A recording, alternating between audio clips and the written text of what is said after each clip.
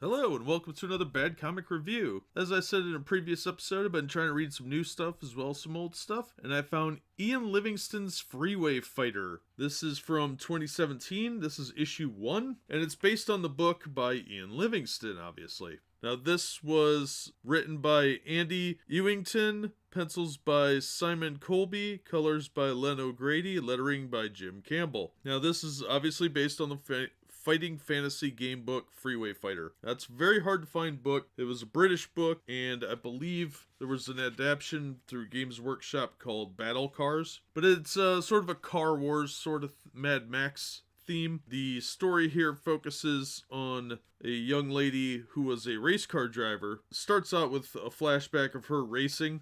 Her name is De La Rosa, I believe, and it cuts forward during right before a crash on the racetrack. It cuts to an actual crash in the post-apocalyptic world of February 2024, and it's been 18 months since a virus took out most of the population.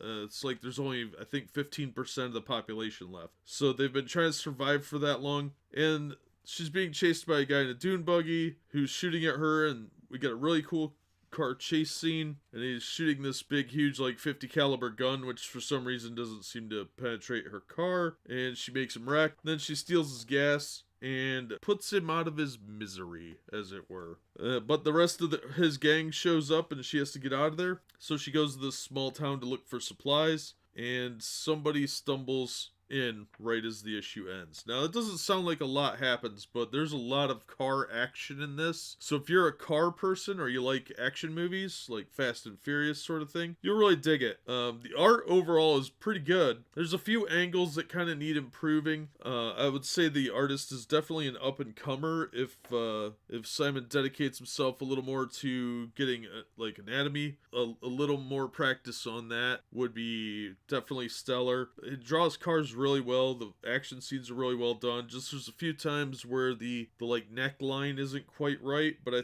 think this artist has a lot of potential. And the story was pretty decent. The protagonist is kind of a stereotype, cliche at this point. You know, got a bunch of piercings, a minority, probably a lesbian, lots of tattoos because that's still edgy, I guess. So it's a little predictable on that front. You know, we got the female protagonist who's all hardcore and badass. Yeah, we haven't seen that a million times in the last 20 years. So aside from that, which, there's not a lot of character, so I can't really judge if it's going to be a good character or not, but I'm definitely interested enough to pick up the other 3 issues. It's a 4-issue miniseries, but the coloring is beautiful. There's some really good colors, and the line work isn't really something I usually seek out, but I think the penciling is pretty good, and he just needs to work a little bit on that jawline from certain angles. Otherwise, it'd be really good. So yeah, it was a fun read. I don't know if it was worth $4, but it was definitely not the worst purchase I've ever made for a new issue.